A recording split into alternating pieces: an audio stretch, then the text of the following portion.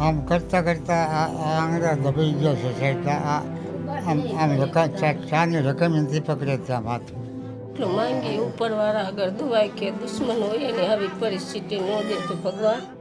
એક ઓર દીકરાની ચિંતા, ધનીની ચિંતા જોઈએ ને દીકરાની ચિંતા શું કરીએ, કયો કોને કહેવા જાય.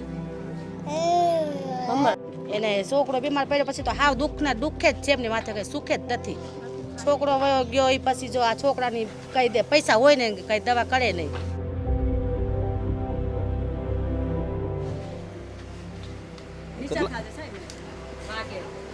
આવો કેટલા વર્ષથી રહ્યો છો બેન અહીંયા તમે?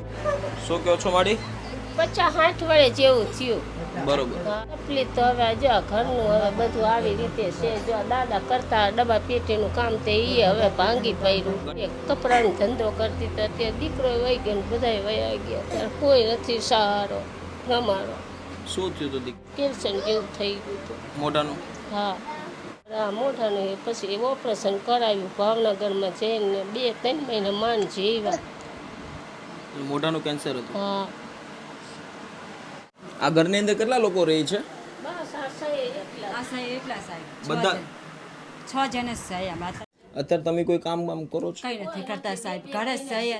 મારા મહિને દિયર વિધવાના સાઈના પૈસા આવે ને બસ એ ઘરનો ખર્ચ કરીએ મામાં. બરોબર. બીજું કાંઈ કામ ધંધો નથી કરતા. તો આમ અત્યારે તમારે શું જરૂરિયાત છે?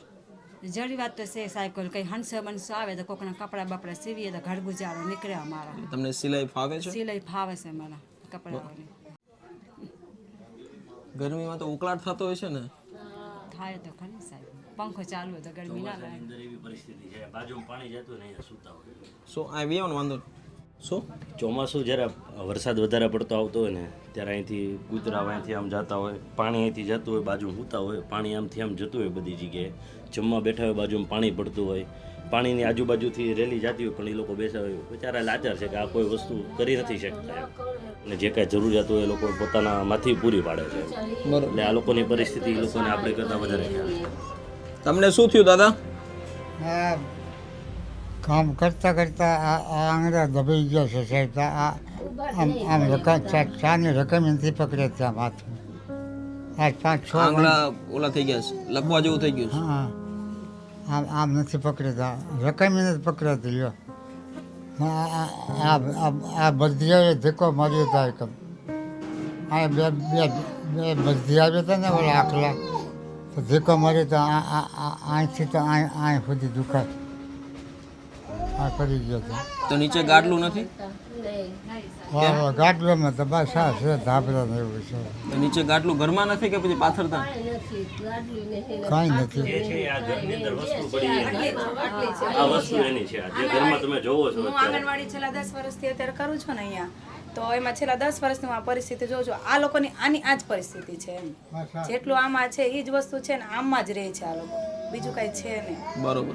દોસ્તો અત્યારે હાલ મહુવા પંથકની અંદર આ ફેમિલી ઘણી બધી રીતે મતલબ એમ તો બેન હાર્દિકભાઈ અમારા કોન્ટેક્ટ કરતા રહેતા હતા, પણ બેનને મહેનત કરવી છે અને ખુદ વિડો છે પણ તેમ છતાં પણ ઘર છોકરા ચલાવવા માટે કંઈક ને કંઈક મહેનત કરી પોતાનું ઘર ગુજરાન ચલાવવું છે.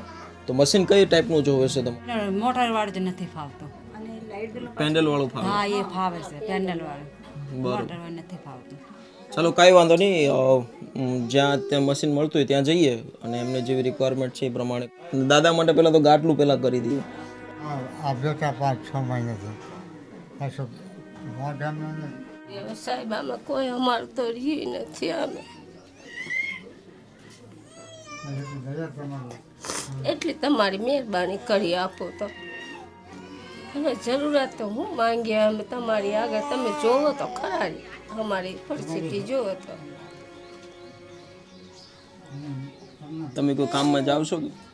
આ જાતિ કપડાના ધંધામાં જાતિ, પણ અત્યારે 2 મહિને છે દાદા બીમાર છે તો ઘરે ને ઘરે છે. શું કરીએ કયો, આમ ખાવાને પૂરા નથી થતા.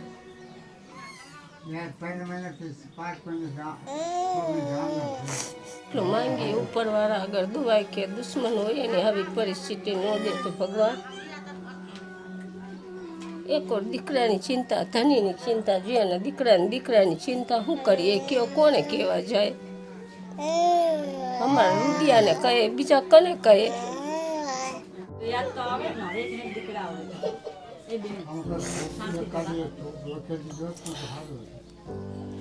જે તમારથી બને અમારા માથે સહાય કરો તો તમારા ભગવાન સારું કરે, બીજું તો હું અમે કહીએ. ના કાંઈ વાંધો નહીં, કોશિશ કરીએ છીએ. તમારા બેનને અત્યારે મશીન ચલાવવું છે તો હા આપો તો સારું. કાંઈ નહીં, અમે તપાસ કરીને તમને કરાવ્યો ને. અત્યારે તમે હારે આવશો કે બેન? હા, કેમ કે મશીન તમારે લેવાનું છે. કેવું લેવું, શું લેવું, એમ થાય છે કે ભગવાન આવા દિવસો કોઈને પણ ના જોવા મળે. ઘણી બધી તકલીફ છે. દાદાને સૂવું છે વ્યવસ્થિત, પણ નીચે ગાડલું નથી રાખવા માટે. બેનને મહેનત કરવી છે પણ ઘરની અંદર કોઈ ફેસિલિટી નથી કે શાંતિ કેવી રીતે મહેનત કરી શકે. છોકરા ખૂબ નાના છે અને ખાવાના પણ ક્યારેક ક્યારેક ફાફા પડતા હોય છે, મને એવું લાગે છે. પણ સાહેબ સાચી વાત છે તમારી, ખાવાને ફાફા પડી ગયા તારે તો શું કરીએ.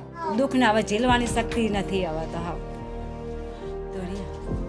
કાંઈ નહીં, ચાલો તમે મારી સાથે તમારી માટે કંઈક કરી દઈએ.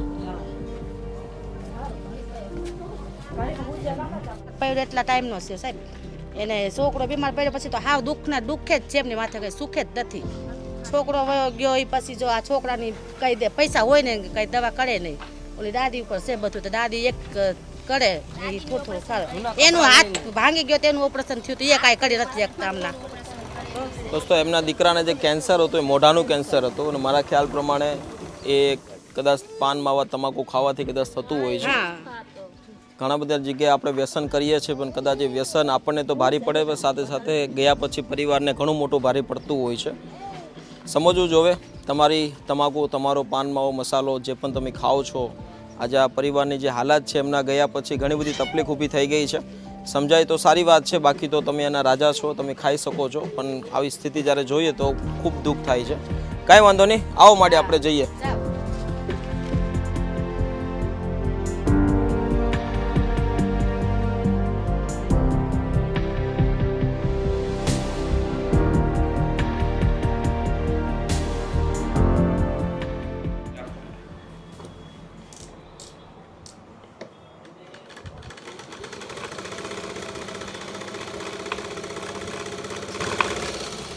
દોસ્તો, આજે આ મશીન જેમને સપોર્ટ આપ્યો છે, ખાસ કરીને બેન અને એમના પૂરા પરિવાર માટે મશીન, જો કે આ વસ્તુ કોઈ વ્યક્તિના જે જીવનની અંદર પરિવર્તન લાવી શકતું હોય તો મને લાગે છે કે ખરેખર આવી રીતે કોઈ વ્યક્તિને સહયોગી બનવું જોઈએ. આજે સ્વર્ગવાસ શ્રી તૃપ્તિબેન અને એમના પૂરા પરિવાર તરફથી તૃપ્તિબેન પટેલ, સ્વર્ગવાસ શ્રી તૃપ્તિબેન પટેલ તરફથી આજે આ બેન માટે કંઈક ને કંઈક સહયોગી બની રહ્યા છે. થેન્ક યુ સો મચ ચેતનભાઈ, થેન્ક યુ સો મચ તમારા પપ્પાને કે આજે તમે એટલો સહયોગ આપી રહ્યા છો, કંઈક ને કંઈક ઉપયોગી બની રહ્યા છો અને આ એક પરિવાર નહીં પણ બની શકે એટલા તમે હર વખતે તમે સપોર્ટ આપી રહ્યા છો એ માટે ખૂબ ખૂબ ધન્યવાદ. વ્યવસ્થિત પકડી રાખો, આંગળી નો આવે. હા, હવે શું ઘટે છે? હવે દાદા માટે પેલા ગાડલું લેવા જવાનું છે. ગાડલું ક્યાં મળે છે? રસ્તામાં જ છે ને. મારા માટે બીજું તો નહીં, આજે તમને જેને સપોર્ટ આપ્યો છે એ ઘણા બધા દૂરથી આપણને જોવે છે. સ્વર્ગવાસ શ્રી તૃપ્તિબેન અશોકભાઈ પટેલ કે જેમના પૂરા પરિવાર તરફથી આજે એમના એક યાદી માટે તમારી જેવા અન્ય પરિવારો માટે પણ એમને સપોર્ટ આપ્યો છે. અમારા માટે કર્યું એટલું ઘણું એમને દુઆ એમને અમારી તરફથી. ભગવાન એમનું સારું કરશે, બીજું તો હું અમે માંગીએ. જો આ દીકરાના વાહે, દીકરા તો જાનરો વહી ગયો પણ એના વાહે જો અમે હેરાન થઈ રહ્યા વધારે. ના પણ હવે જે થઈ ગયું છે માડી, એ તો થઈ ગયું. એ તો કિસ્મતની વાત છે, અમારે હાથમાં નહીં, કોઈના હાથમાં નહીં બાપા. એ તો પણ બસ હવે હિંમત રાખવાની છે અને તમને ભગવાન ખૂબ શક્તિ આપે. બેન ખૂબ આમાં મહેનત કરે અને બની શકે એટલા અમે હંમેશા સાથે છીએ તમારી, પણ અમારી કોશિશ રહેશે. અને ખાસ કરી તૃપ્તિબેન, ભગવાન એમને જ્યાં પણ એમના આત્માને ભગવાન એમને ખૂબ શાંતિ આપે, બસ એ જ પ્રાર્થના છે. ક્યારે? અડધી કલાકમાં રવાના કરી દઉં. અડધી કલાકની અંદર ને? કાંઈ વાંધો. આનું બિલ મને લખાવી દો.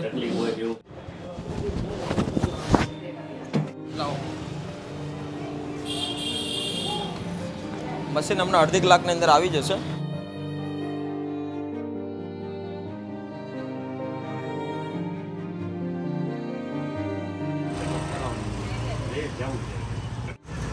બેનનો આખો પરિવાર નીચે સૂવે છે અને નાના નાના છોકરા છે, એટલે દાદા તો સૂવે જ છે, બીમાર છે, તેમ છતાં પણ 4 થી 5 ગાડલા, 5 લેવા 4 લેવા.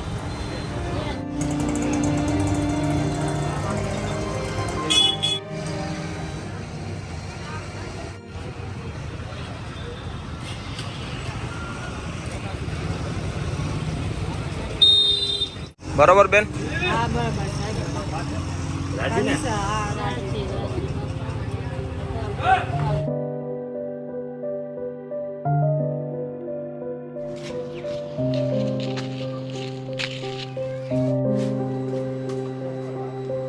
વાગીને તૂટી ગયું લાગે. દાદા દાદા ગાટલું આવી ગયું તમારું હવે? હે હા બહુ સરસ કામ કર્યું. પાછળ થાપા પડી જતા હતા ને હા ગરમીના, હવે નહીં વાંધો. લો ઊભા થઈ જાઓ, ગાટલું નાખી દો નીચે. એમને ઊભા કરવા પડશે આમ. કરાવો ને ઊભા. પેલા ખસાવી દો બાજુ વિવેક. દોસ્તો હમણાં મશીન પણ વિધિન 1 કલાકની અંદર ઘરે પહોંચી જશે. અને બેન મહેનતું છે અને એમને આવડે પણ છે, અને કાંઈક ને કંઈક આ ઘરની પરિસ્થિતિને લીધે એ વ્યવસ્થિત એમની પાસે સુવિધા નથી ઉપલબ્ધ થતી, પણ કાંઈ નહીં, કોશિશ કરી છે.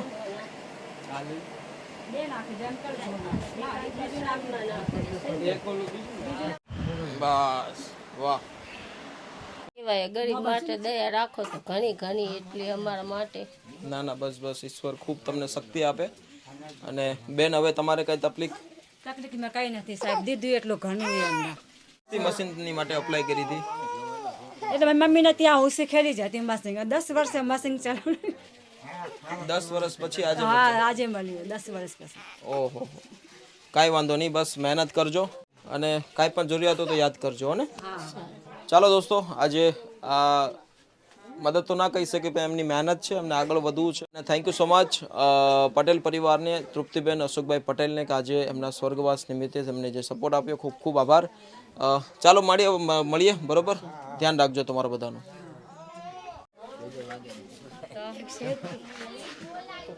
બધા વિડીયો જોવો છો મારા?